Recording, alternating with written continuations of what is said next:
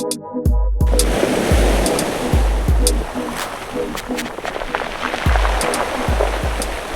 in this video, we're going to be talking about the surf stance and the importance of using it and practicing it.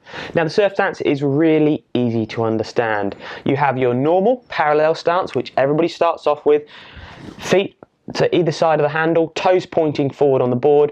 That is your normal paddling stance. Surf stance is where you have your feet on the center line of the board, either side of the handle, and you may have your left foot front or your right foot in front. If you have your left foot in front, that means your regular foot. And if you have your right foot in front, then you are goofy footed. No, it's got nothing to do with how you look or dress. It's just the term that they use if you're right foot in front. Just by standing in surf stance with your right foot forward or your left foot forward, you'll soon understand which feels best for you. One will feel more natural. Maybe if you've come from a skateboarding or a snowboarding, or you've done any board sport where your one foot is in front of the other, it will be that natural foot that you have forward.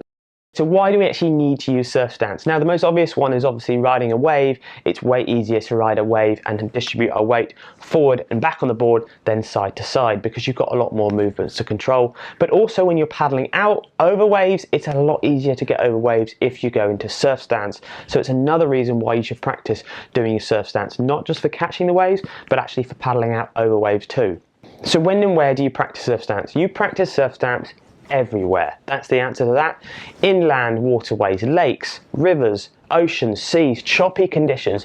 You practice it all of the time. The more you practice, the more you understand how to paddle in surf stance and use the paddle strokes with your feet in surf stance, the easier it's going to be when you go surfing. It is amazing. I've taken people out, if they practice surf stance a lot and they really know how to do it and they know how to do it comfortably, they can surf and catch a wave so much easier, even if they have never caught a wave before.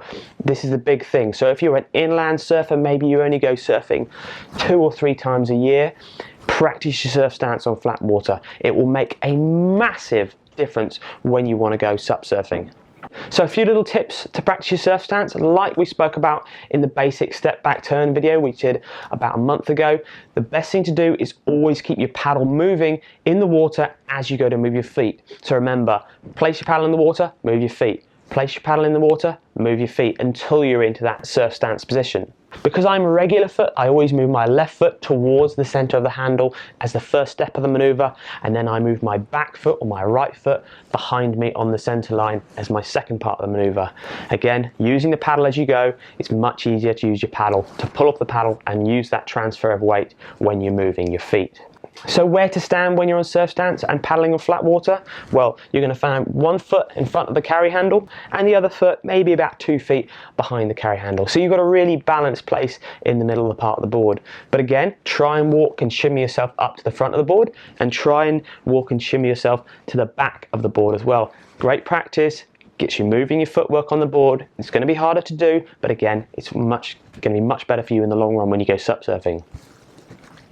Also, at this point, you'll find it's a very good point to practice paddling with your paddle as you're in surf stance. Now, this is probably the most important part of surf stance. If you can paddle in a straight line when you're doing surf stance, you will catch a wave. Guarantee it. Because the most common problem when you start sup surfing is you end up paddling into the beach to catch a wave, and you end up keep turning, and the wave's going this way, and then you end up sort of falling off or paddling diagonally across the wave, which is not great when you first start catching a wave. So if you can enable yourself to paddle straight when you're in surf stance, it's going to make you paddle way more efficiently, obviously, and you're going to catch a wave 100% easier.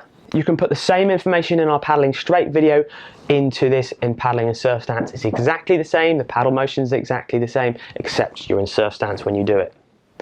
You'll also notice when you're in surf stance, it's way easier to paddle with your paddle on your front side or your chest side of your body than your back side as you're twisted.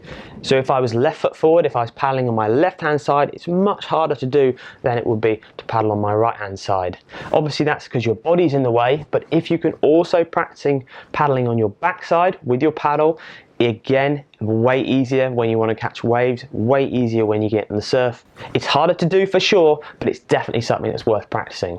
So there we go, really basic, definitely a key of practice makes perfect with this maneuver, the surf stance, well worth practicing. So look out for the next video in this becoming a subsurface series, where we're going to be talking about using your board and where you should be trimming your board from to get the most out of it on a wave.